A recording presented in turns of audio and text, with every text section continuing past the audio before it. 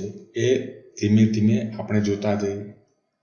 પ્રથમ ભૂમિતિ શબ્દ છે. ગુજરાતીમાં ભૂમ એટલે પૃથ્વી અને મિતિ એટલે માપવું. પણ ભૂમિતિ માટે જે અંગ્રેજી શબ્દ છે તે અંગ્રેજી શબ્દ છે જીઓમેટ્રી. જો અહીં સ્પેલિંગ પણ આપેલો છે જીઓમેટ્રી, GEOMETRY. આ જીઓમેટ્રી છે એ ભૂમિતિ માટેનો અંગ્રેજી શબ્દ છે. પણ ખરેખર આ શબ્દ અંગ્રેજી પણ નથી. આ જીઓમેટ્રી શબ્દ છે એ ગ્રીક શબ્દ જીઓમેટ્રોન પરથી લેવામાં આવેલો છે. હવે અહીં GEO એટલે પૃથ્વી થાય છે અને મેટ્રોન એટલે કે માપન થાય છે. એનો મતલબ એમ થયો કે જીઓમેટ્રી એટલે પૃથ્વીનું માપન. જો આપણો ગુજરાતી છે એ શબ્દ છે એ કેવો વ્યવસ્થિત છે કે ભૂ એટલે પૃથ્વી અને મિતિ એટલે માપન. જ્યારે અંગ્રેજી શબ્દ છે એ ટૂંક બીજી ભાષા ઉપરથી ઉતરી આવેલો છે. હવે પ્રાચીન સમયમાં ભૂમિતિનો ઉપયોગ છે એ ક્યાં ક્યાં થતો હતો? તો કે કળા, સ્થાપત્ય અને માપનમાં કરવામાં આવતો. ભવ્ય મહેલો, મંદિરો, તળાવો, બંધ અને શહેરો છે એના બાંધકામોમાં ભૂમિતિનો ઉપયોગ થતો રહેલો છે. તમે કદાચ સામાજિક વિજ્ઞાનમાં તમે મોહેંજો-દડો અને એની જે નગર રચના વિશે તમે ભણ્યા હશો તો કે તે સમયમાં પણ સરસ મજાની નગર રચના છે એ આ ભૂમિતિની મદદથી કરી શકાતી હતી. આજે પણ વિવિધ પ્રકારની કળાઓ માટે, ઇજનેરી માટે, એન્જિનિયરિંગમાં, કપડાઓ પર વિવિધ પ્રકારની ડિઝાઇનો વગેરેમાં ભૂમિતિનો ઉપયોગ થાય છે. તમે પણ આ ભૂમિતિના વિવિધ આકારોની મદદથી જુદી જુદી રંગોળીઓ ચિત્રકળામાં બનાવેલી હશે કે ભાઈ 3 આકાર છે, તમારે 3 આકારની મદદથી તમારે જુદો જુદો આકાર અથવા જુદી રંગોળી છે એ બનાવવાની છે. બનાવેલી છે ને? આ પ્રકરણમાં આપણી આજુબાજુ, આપણા રોજિંદા જીવનમાં આપણી આજુબાજુ ઘણા બધા આકારો આવેલા છે. આ જે આકારો છે એ સમજવા માટે આ પ્રકરણ ઘણું મહત્વનું છે. હવે આપણે ભૂમિતિના એક ખ્યાલો છે એ જે છે એ આપણે શરૂ કરીએ. સૌથી પ્રથમ છે ભૂમિતિમાં એ છે બિંદુ.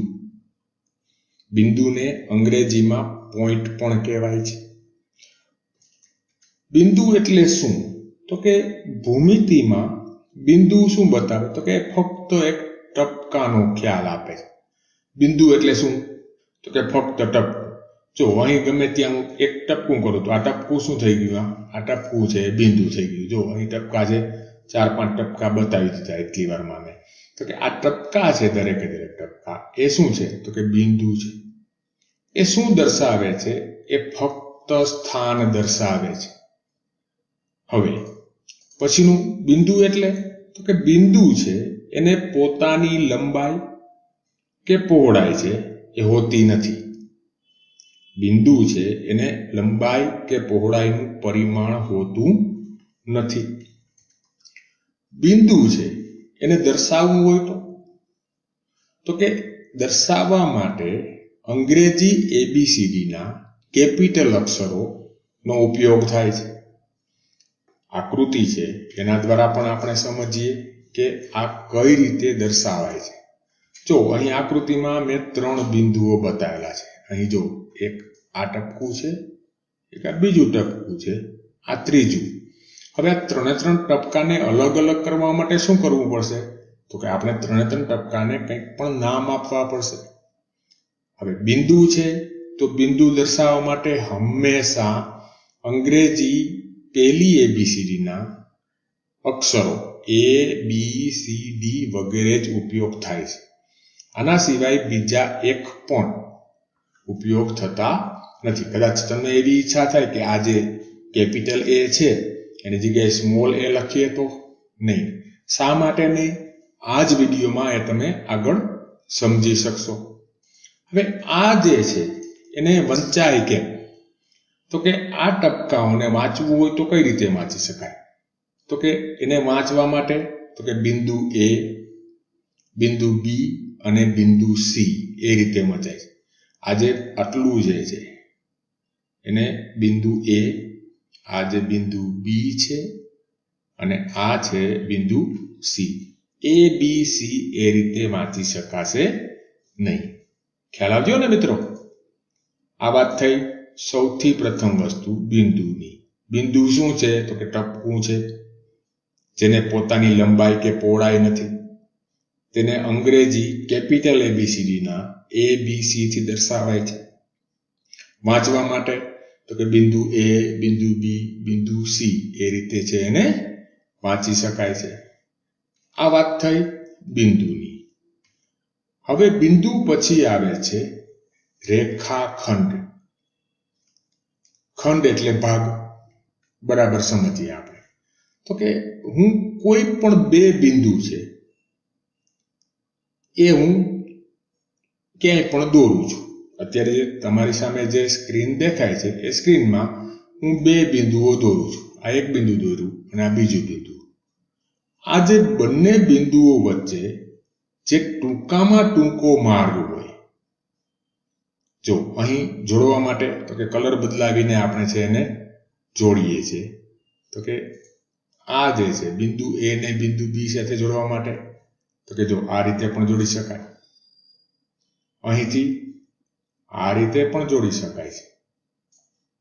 કદાચ તમને બહુ વધારે મજા આવે તો તમે આ રીતે પણ જોડી શકો છો.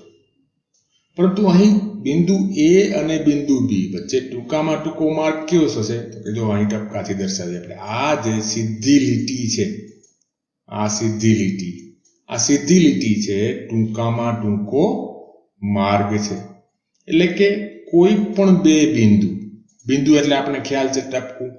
એટલે કોઈ પણ બે ટપકાને જોડવા માટે નાનામાં નાનો જે માર્ગ આવે તે માર્ગને શું કહેવાય છે? રેખાખંડ કહેવાય છે. હવે આ પણ બીજી એક આકૃતિ દ્વારા પણ સમજીએ. જો અહીં આ આકૃતિ તમારા પાઠ્યપુસ્તકમાં પણ આપેલી છે. હવે જો અહીં જુદા જુદા રસ્તાઓ બતાવેલા છે. આ રસ્તો છે, આ રસ્તો એક છે, આ રસ્તો બીજો રસ્તો છે અને આ રસ્તો છે એ ત્રીજો રસ્તો છે. તમે તમારા માતા પિતા સાથે એક ગામથી બીજે ગામ ગયા હશો. હવે એક ગામથી બીજે ગામ જવા માટે તો કે ઘણા બધા રસ્તાઓ હોય, પરંતુ આપણે કયો રસ્તો પસંદ કરીશું? જે ટૂંકો હોય અને જે રસ્તા પર આસાનીથી પસાર થઈ શકાય. તો જો અહીં A થી B સુધી મારે જવું છે તો એક રસ્તો, એક નામ આપ્યું છે મેં, બીજું, ત્રીજું. એ જ રીતે આ નીચે છે હજી એક રસ્તો છે, ચોથો રસ્તો. એટલે કે એકથી વધારે રસ્તે છે તમે A થી B સુધી પહોંચી શકો. પરંતુ A થી B સુધી પહોંચવા માટે સૌથી ટૂંકો રસ્તો કયો? તો કે આ જે રસ્તો 3 છે ને, આ રસ્તા 3ને ટૂંકામાં ટૂંકો રસ્તો કહી શકીશું. આ જે ટૂંકામાં ટૂંકો રસ્તો છે એને શું કહેવાય છે? એને રેખાખંડ કહેવાય છે. એટલે કે A અને B, બિંદુ A અને B વચ્ચેના જે ટૂંકામાં ટૂંકો માર્ગ છે એને આપણે કહીશું રેખાખંડ. એટલે કે બિંદુ A અને બિંદુ 2 વચ્ચેનો ટૂંકામાં ટૂંકો માર્ગ કયો? તો કે 3 નંબરનો. આ જે 3 નંબરનો માર્ગ છે એને નામ શું આપીશું? તો કે એને નામ આપીશું રેખાખંડ AB. આપણને ખ્યાલ છે કે બિંદુ છે એ કેપિટલ ABCD ના અક્ષરો લખાય છે, એટલે રેખાખંડ AB. તમારે શબ્દોમાં લખવું હોય તો શબ્દોમાં કઈ રીતે લખવાનું? રેખાખંડ AB. પરંતુ દરેક વખતે શબ્દોથી લખીશું તો શબ્દો છે એ ઘણું બધું મોટું થશે વર્ણન. એટલે એના માટે સંકેત પણ છે. સંકેતમાં શું કરવાનું છે? સંકેત છે એ એકદમ સરળ સંકેત છે. જે બે બિંદુઓ વચ્ચે આપણે રેખાખંડ બતાવેલો છે એની ઉપર આ રીતના લીટી બનાવી દેવાની છે. અહીં AB નહીં પરંતુ BA આવશે તો કે જો A થી B સુધી એક માર્ગે જવાય છે, તે જ રીતે B થી A સુધી પણ, એટલે કે અહીં AB નહીં પરંતુ શું આવશે BA. અને રેખાખંડ બતાવવો છે તો એના માટે શું કરીશું, તો કે એના માટે હિન્દીમાં જેમ આપણે ઉપર લીટી કરીએ છીએ ને શિરોરેખા, એ રીતે આ જે છે રેખાખંડ ઉપર એ રીતે લીટી કરી દેશું આપણે. સંકેતમાં AB અથવા BA બંને એક જ બતાવે છે. બરાબર સમજાયું આ મિત્રો? તો કે રેખાખંડ શું છે, તો કે બે બિંદુને જોડતો ટૂંકામાં ટૂંકો માર્ગ છે. હવે બિંદુ A અને B ને શું કહેવાય છે, તો કે આપણે રેખાખંડ કઈ રીતે મળેલો છે, તો કે બિંદુ A અને બિંદુ B ને જોડીને મળેલો છે. એટલે કે અહીં બિંદુ A અને બિંદુ B ને રેખાખંડ AB ના અંત્ય બિંદુઓ કહેવાય છે. શબ્દ યાદ રાખજો, અંત્ય બિંદુઓ. અંત્ય બિંદુઓ એટલે છેડાના બિંદુઓ. આ વાત થઈ રેખાખંડની. આગળ વધીએ આપણે. હવે રેખાખંડ છે પછી આવશે રેખા. રેખા એટલે શું, તો કે કોઈ પણ એક રેખાખંડ લઈએ આપણે. એ રેખાખંડના જે છેડેના બિંદુઓ છે શું કહેવાય છે તેને? હમણાં થોડીક વાર પહેલા સમજ્યા આપણે, અંત્ય બિંદુઓ. એ બિંદુઓને એ પોતપોતાની દિશામાં આગળ વધારીએ. રેખાખંડ AB છે એમાં એનું છેડાનું એક બિંદુ A છે, એને એક તરફ, અને બીજી છેડાનું બિંદુ B છે એને બીજી તરફ છે. અનંત સુધી લંબાવીએ તો આપણને જે આકૃતિ મળે એ આકૃતિને રેખા કહેવાય છે. સમજીએ. જો અહીં રેખાખંડ AB છે, આ જે વચ્ચેનો આટલો છે એ રેખાખંડ AB છે. આ બિંદુ A અને B વચ્ચેનો આ માર્ગ છે, આ રેખાખંડ AB છે. અહીં આ બિંદુ A છે ત્યાંથી આ રેખાખંડને આમ ક્યાંય સુધી, જ્યાં સુધી આપણી નજર પહોંચે ત્યાં સુધી લંબાવીએ, અને બિંદુ B ને જ્યાં સુધી આપણી નજર બીજે જ્યાં સુધી પહોંચે ત્યાં સુધી લંબાવીશું. તો આ જે આકૃતિ આપણને મળી, આ આકૃતિને આપણે શું કહીશું? રેખા કહીશું. એટલે કે રેખાખંડ છે. જો બરાબર શબ્દો બરાબર સમજજો. રેખાખંડ એટલે કે રેખાનો ખંડ, ખંડ એટલે ભાગ, એટલે કે રેખાખંડ છે એ રેખાનો એક ભાગ છે. અને અહીં બિંદુ A અને B વચ્ચે રેખા રચાય છે. તેને સંકેતમાં, તો કે આ રેખા જેવી દેખાય છે ને એવી જ આપણે સંકેત છે ઉપર AB અથવા તો BA ઉપર આ રીતે બંને બાજુ તીરવાળું નિશાન છે આપણે કરી દેવાનું છે. વાંચીશું શું? જ્યારે પણ આ રીતનું ગમે ત્યાં આપણે જોવા મળશે તો અને વાંચીશું શું? રેખા AB. એ રીતે આપણે એને વાંચવાનું છે. હવે પ્રશ્ન એવો થયો કે આ જે બિંદુ A અને B છે ફક્ત એ બંને બિંદુઓ વડે જ રેખાઓ? ના, એ હમણાં જોઈએ આપણે. આ રેખા છે એને બંને દિશામાં લંબાવી શકાય. B બાજુ પણ લંબાવી શકાશે અને A બાજુ પણ. હવે આ જે રેખા છે એ કેટલા બિંદુઓથી બની છે? તો કે જો આ રેખા ઉપર ફક્ત આ બે બિંદુઓ જ છે, A અને B જ છે? તો કે ના. અહીં હું ટપકા કરવા માંડું અહીં તો બરાબર છે, કેટલા ટપકા થશે? અસંખ્ય ટપકા થશે. એટલે કે રેખા છે એ અસંખ્ય બિંદુઓથી બનેલી છે. એક નહીં પરંતુ ઘણા બધા બિંદુઓ ભેગા મળી અને શું બનાવે છે? રેખા. અહીં આપણે બે બિંદુઓને આપણે નામ આપેલા છે.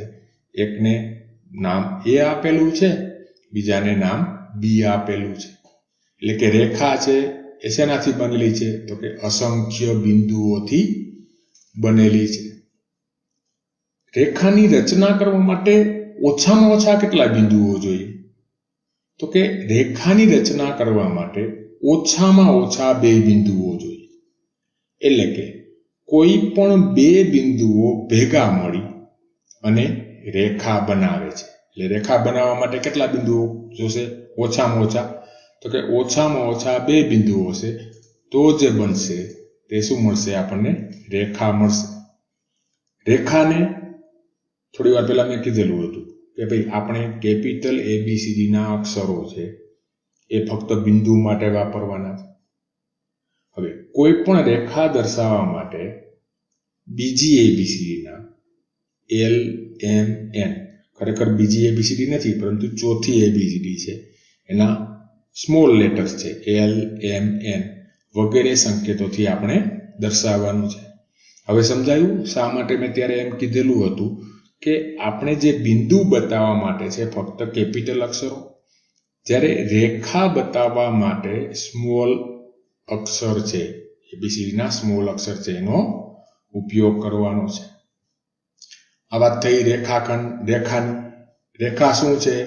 તો કે બે બિંદુઓને જોડીએ અને બંને બિંદુઓને અનંત સુધી લંબાવીએ તો જે મળે એ શું મળશે?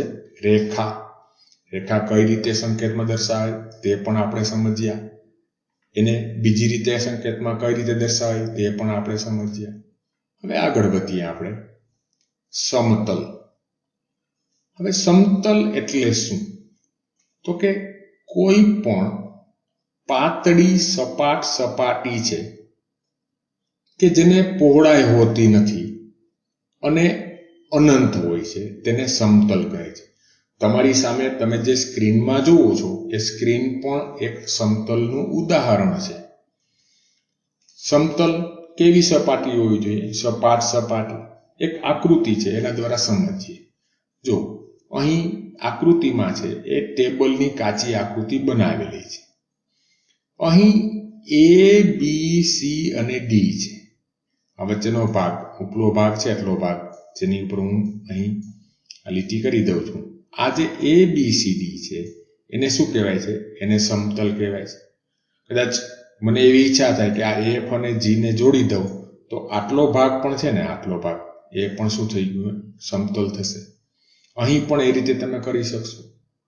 તો કે સમતલ શું છે? તો કે એ ફક્ત પાતળી સપાટી છે. આકૃતિમાં ટેબલની ઉપલી સપાટી છે. આ જે છે એને ABCD બતાવેલી છે. આ ABCD ને શું કહે છે? સમતલ કહે છે. હવે બીજા ઉદાહરણો. તો કે તમે જે પાઠ્યપુસ્તકમાંથી ભણો છો એ પાઠ્યપુસ્તકનું કોઈ પણ પાનું, નોટબુકનું પાનું, તમે કદાચ સ્લેટ પાટીનો ઉપયોગ કરતા હો તો એ પાટી, આ બધા છે તમે જે વર્ગખંડમાં ભણો છો એ વર્ગખંડનો કાળું પાટિયું, બ્લેકબોર્ડ. હવે તો જો કે બહુ ઓછી સ્કૂલોમાં કાળા પાટિયા રહ્યા છે, એની જગ્યાએ ગ્રીન બોર્ડ છે. અથવા તો તમે સ્માર્ટ બોર્ડમાં ભણતા હોય તો વ્હાઇટ બોર્ડ. આ બધા છે એ શેના ઉદાહરણો છે? સમતલના ઉદાહરણો છે.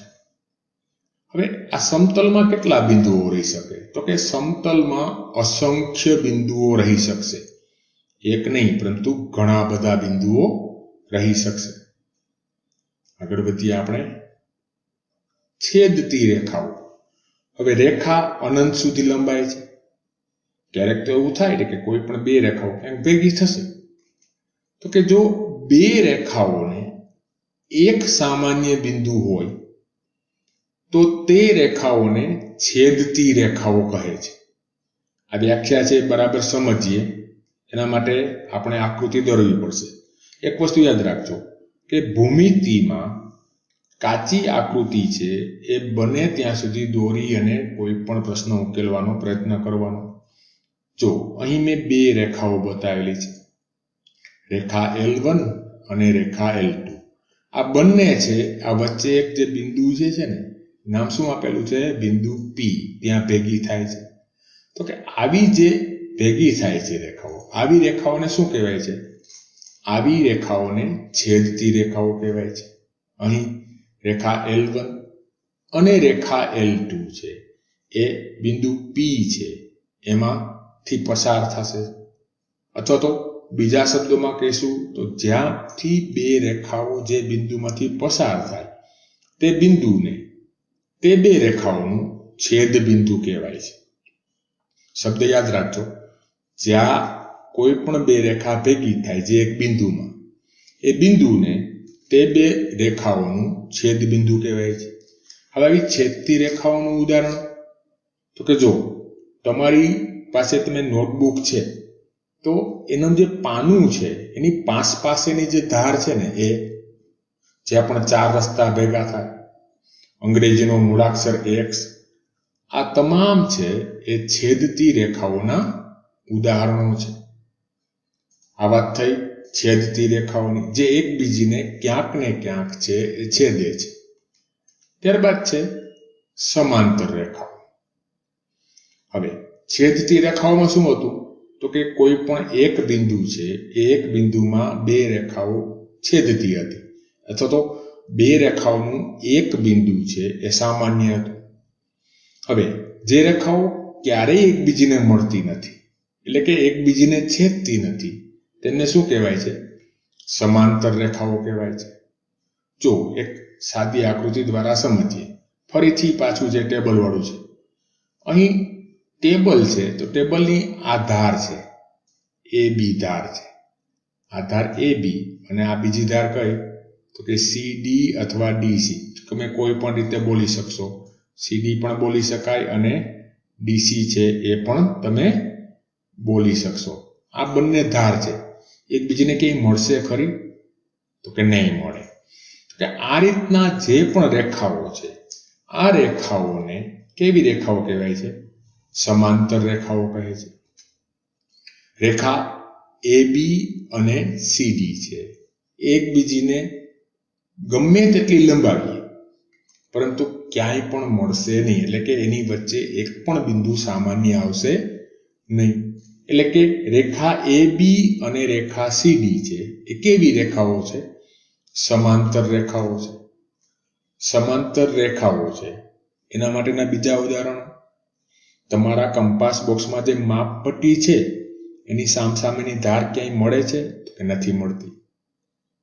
બારીના સળિયાઓ છે, ટ્રેનના પાટાઓ છે, કોઈ પણ નદી છે તો કે નદીના સામસામેના કાંઠા છે, આ તમામ છે એ સમાંતર રેખાઓના ઉદાહરણો છે. હવે સમાંતર રેખાઓને સંકેતમાં કઈ રીતે દર્શાવાય? તો કે સમાંતર રેખાઓને સંકેતમાં તો કે રેખા AB, ત્યારબાદ શું કરવાનું? તો કે બે ઊભી લીટી બનાવવાની છે. શું બનાવવાનું છે? બે ઊભી લીટી. આ બે ઊભી લીટી શેનું બતાવે છે? તો કે આ બે ઊભી લીટી છે એ સમાંતર બતાવે છે. અને વચાશે કેમ? રેખા AB સમાંતર છે રેખા CD, એમ છે એને વાંચી શકાશે. આ વાત થઈ સમાંતર રેખાની. ત્યારબાદ છે કિરણ. કિરણ શું છે ખરેખર? તો કે કિરણ છે એ રેખાનો એક ભાગ છે કે જે એક બિંદુમાંથી ઉદ્ભવે છે. જે બિંદુમાંથી ઉદ્ભવે છે તેને નામ શું આપેલું છે? ઉદ્ભવ બિંદુ. અને અનંત સુધી એક જ દિશામાં જાય છે.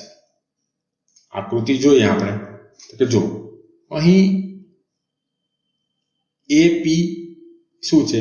તો કે અહીંથી A ને આગળ વધારશું તો AP રેખા થઈ જશે, પરંતુ આપણે આગલી રેખા કાઢી નાખેલી છે. અહીં A થી P સુધી છે એ લીધેલું છે, અને P થી એક જ બાજુ છે એ આગળ વધે છે. એટલે કે આ જે આકૃતિ છે એને શું કહેશું આપણે?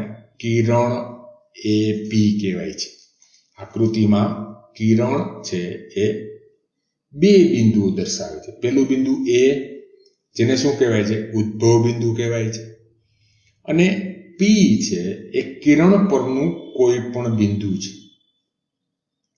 હવે આના માટેના ઉદાહરણો તો કે દીવામાંથી નીકળતા પ્રકાશના કિરણો, ઘરમાં ટ્યુબલાઇટ અથવા બલ્બ છે એમાંથી નીકળતા કિરણો, સૂર્યના કિરણો, આ તમામ છે એ કિરણ છે એના ઉદાહરણ છે. હવે કિરણને પણ સંકેતમાં દર્શાવવું હોય તો કઈ રીતે દર્શાવાય? તો કે જો રેખા માટે શું હતું? તો કે આપણે જે ઉપર જે એક આડી લીટી કરતા હતા એમાં બંને બાજુ તીરના નિશાનો હશે તો એ શું હશે? તો કે રેખા. પરંતુ એક જ બાજુ તીરનું નિશાન હશે તો એને કિરણ AP કહેવાય. હવે જો આ જે કિરણ છે ને આને AP કિરણ કહી શકાશે, પરંતુ PA કિરણ કહી શકાશે નહીં. શા માટે? તો કે આ જે પ્રથમ અક્ષર છે એ ઉદ્ભવ બિંદુ બતાવે છે. આપેલું કિરણ A માંથી ઉદ્ભવ થાય છે, એટલે કે એપી કિરણ છે એ સાચું છે, પરંતુ પીએ કિરણ છે એ રીતે લખી શકાશે નહીં. આ વસ્તુ ખાસ ખ્યાલ રાખજો. ત્યારબાદ છે હવે આપણે શરૂ કરીશું સ્વાધ્યાય 4.1. અત્યાર સુધી જો તમે બરાબર સમજ્યા હશો તો સ્વાધ્યાય 4.1 એકદમ સરળ સ્વાધ્યાય છે. આપણે એક પછી એક દાખલા જોતા જઈએ. આપણે પહેલો દાખલો છે, આપેલી આકૃતિનો ઉપયોગ કરીને જુદા જુદા 4 પ્રશ્નો આપણને પૂછેલા છે. 5 બિંદુઓ છે દર્શાવવાના. બિંદુઓ એટલે ટપકું. જો દેખાય જ છે આપણને ક્યાં 5 બિંદુઓ, તો કે જો અહીં છે બી છે, સી, ઓ, ઈ અને ડી. આ 5 બિંદુઓ છે. આપણે પહેલા પ્રશ્નના જવાબમાં છે આપણે લખી દઈએ. આપણે તો કે 5 બિંદુઓ કયા કયા, તો કે ઓ, બી, સી, ડી, ઈ. તમે કોઈ પણ ક્રમમાં લખશો, બિંદુઓ છે એ બિંદુઓ જ રહેવાના છે. પછીનો છે બીજો પ્રશ્ન છે રેખા. અહીં કેટલી રેખાઓ શક્ય છે? કેટલી શક્ય થઈ શકશે? તમે કેટલી કરી શકશો? મને અહીં એક રેખા છે દેખાય છે. કઈ રેખા? તો કે ભાઈ ડી બી ડી. પરંતુ એને પણ જુદી જુદી રીતે કઈ રીતે લખી શકાય જોઈએ. તો કે રેખા ડીઈ, રેખા ડીબી, રેખા ઓઈ અને રેખા ઓબી.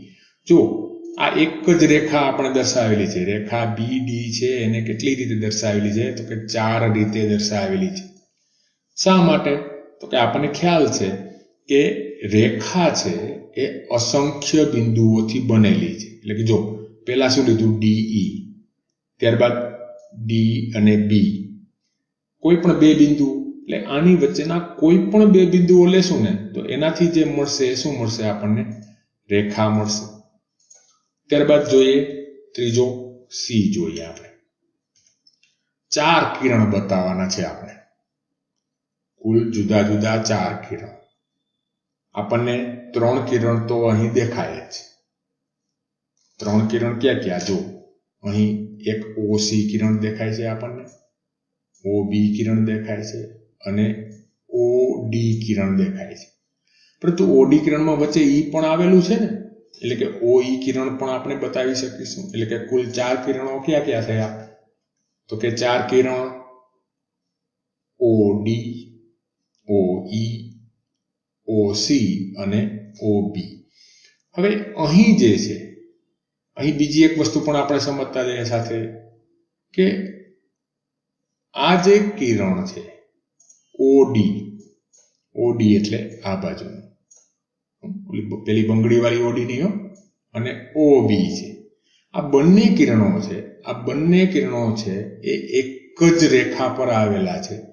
તો આવા કિરણોને વિરુદ્ધ કિરણો પણ કહેવાય છે. આગળ આપણે ભણીશું.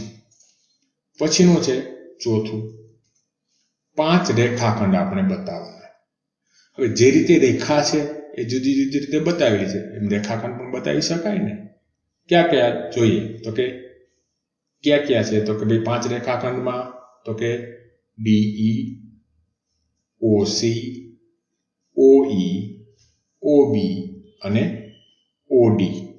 જો કયા કયા બતાવે? તો કે આ પ્રથમ આ જે ડીઈ બતાવેલો છે, ત્યારબાદ ઓસી બતાવેલો છે, ઓઈ બતાવેલો છે, ઓબી બતાવેલો છે અને ઓડી. આ 5 રેખાખંડો થઈ ગયા. જો અગાઉની થિયરી તમે બરાબર જો ધ્યાનથી સાંભળેલી હશે તો આ જે વસ્તુ છે ઘણી બધી સહેલી છે. ત્યારબાદ જોઈએ પ્રશ્ન બીજો. આપેલા 4 મૂળાક્ષરમાંથી દરેક વખતે ફક્ત 2 મૂળાક્ષરનો ઉપયોગ કરી અને રેખાના શક્ય તેટલા નામ આપવાના છે. આપણે કહી દીધેલું છે કે શક્ય તેટલા એટલે 12 નામ બનશે. કઈ રીતે બનાવશું નામ જોઈએ, જોતા જઈએ આપણે. તમે બરાબર ધ્યાનથી જોશો તો તમે કોઈ પણ રેખાના તમે ગમે તેટલા નામ છે આપી શકશો. આપણે શરૂઆત કરીશું ક્યાંથી? તો કે આપણે શરૂઆત છે એ પહેલા બિંદુથી કરશું. શક્ય તેટલા નામ આપવાના છે ને આપણે. તો કે પ્રથમ આપણે શરૂઆત અહીં એ થી કરીએ. તો કે એ થી કેટલા રેખાખંડ, કેટલી રેખાઓ બને? એ બી, એસી અને એડી 3 રેખાઓ થઈ. તો કે પેલા એ થી શરૂ થતી રેખાઓ એટલે કે રેખા એ બી, રેખા એ સી અને રેખા એ ડી.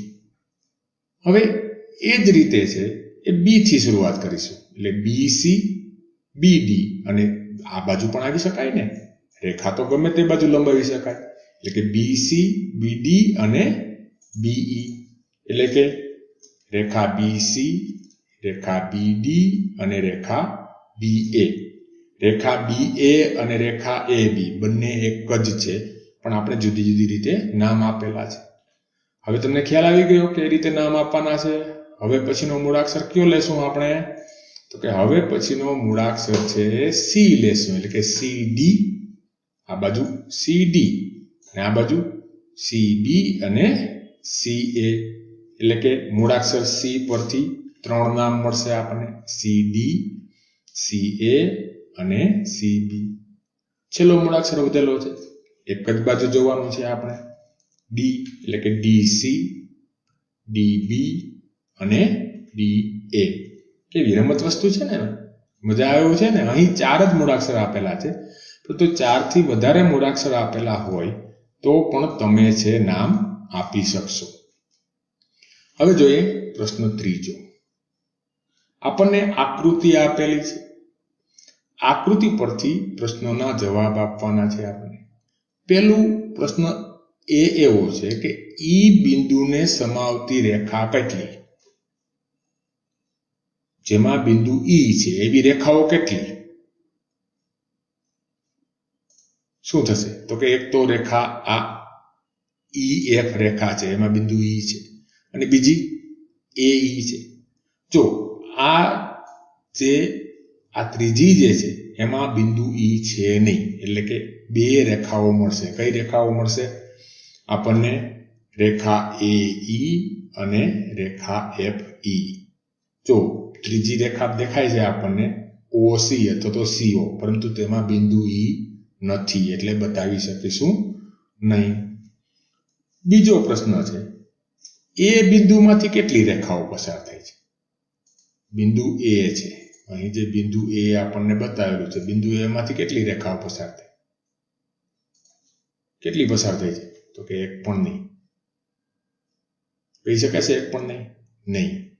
એ બી, એ ડી, એ ઈ આ તમામ રેખાઓ છે.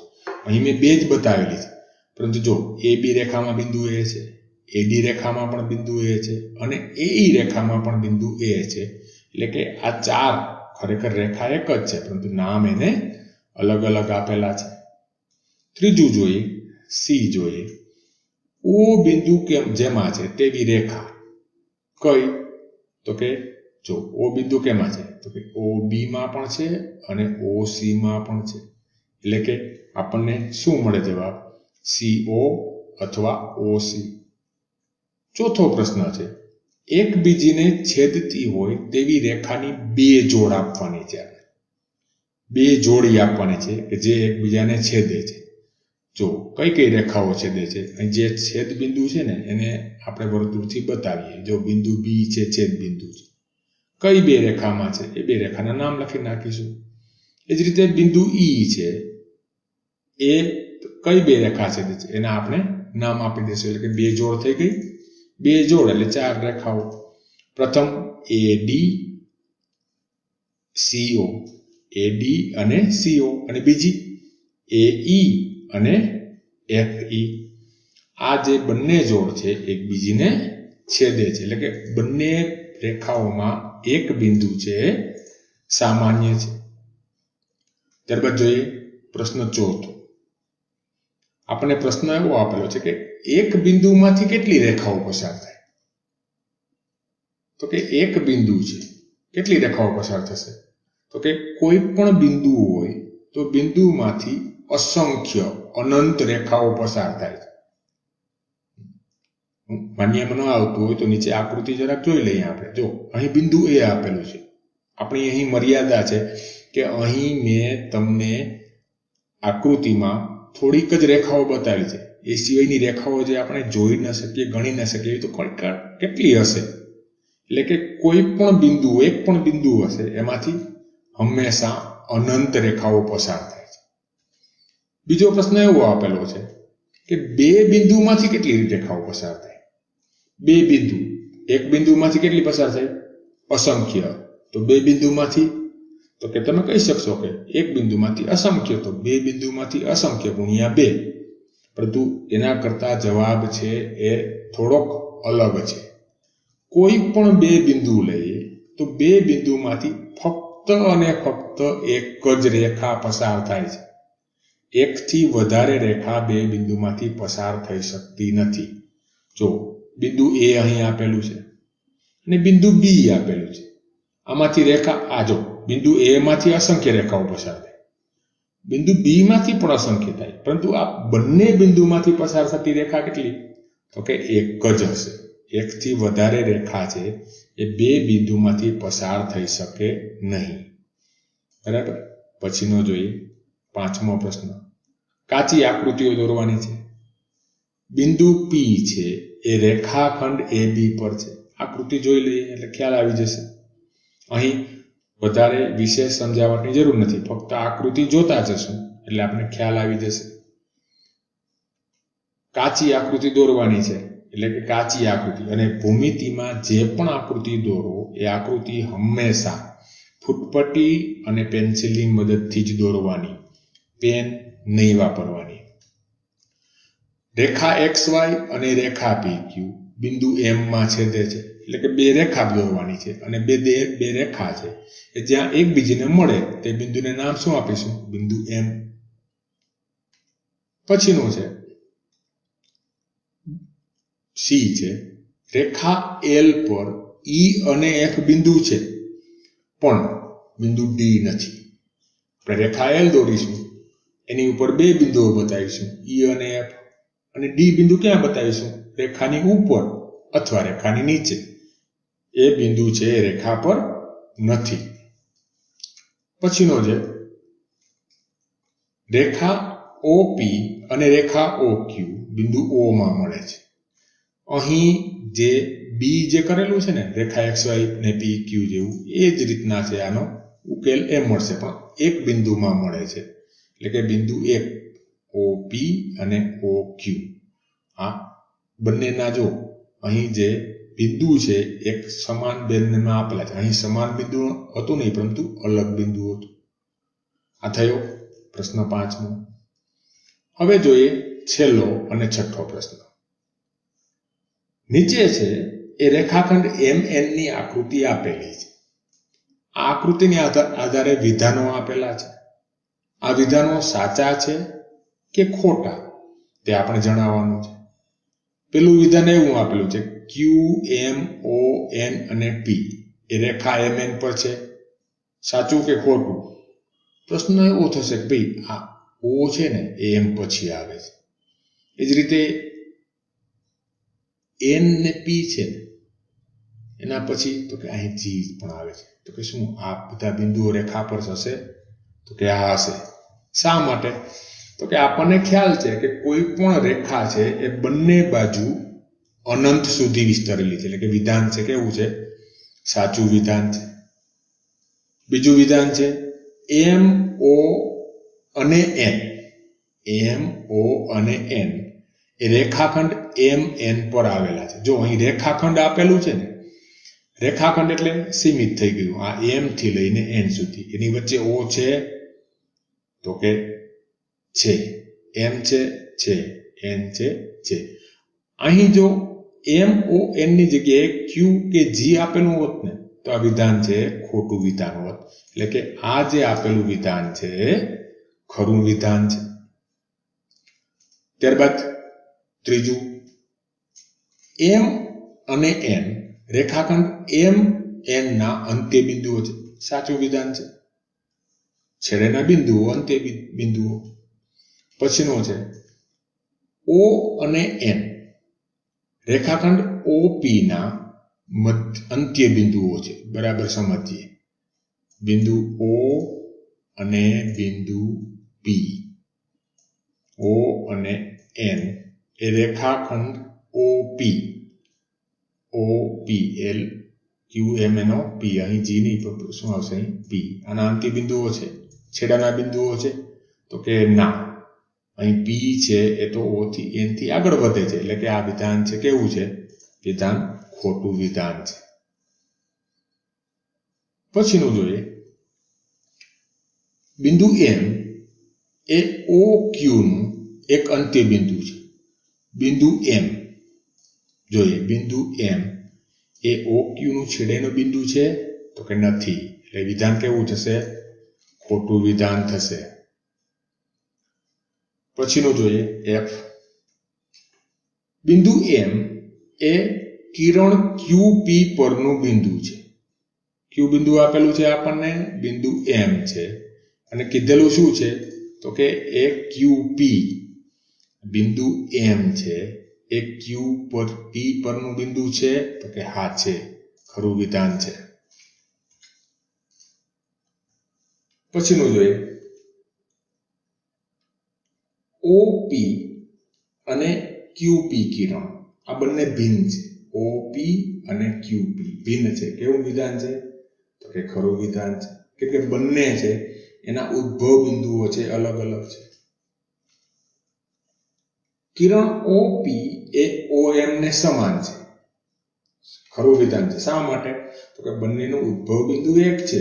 કિરણ છે અનંત સુધી વિસ્તરે છે, એટલે કે ગમે તેટલા બિંદુઓ તમે લઈ શકો. OP એ OM એ OP નું વિરુદ્ધ કિરણ નથી. કેવું વિધાન છે? ખોટું વિધાન છે. પછીનું છે, O એ કિરણ OP નું ઉદ્ભવ બિંદુ નથી. ખોટું વિધાન છે, કેમ કે પ્રથમ જે અક્ષર હશે એ હંમેશા શું હશે? ઉદ્ભવ બિંદુ. પછીનું છે, બિંદુ N એ કિરણ NP અને NM નું ઉદ્ભવ બિંદુ છે. તો કે ખરું વિધાન છે. પહેલો અક્ષર છે એ શું હશે? હંમેશા કિરણમાં ઉદ્ભવ બિંદુ હશે. આ થયા બધા દાખલા.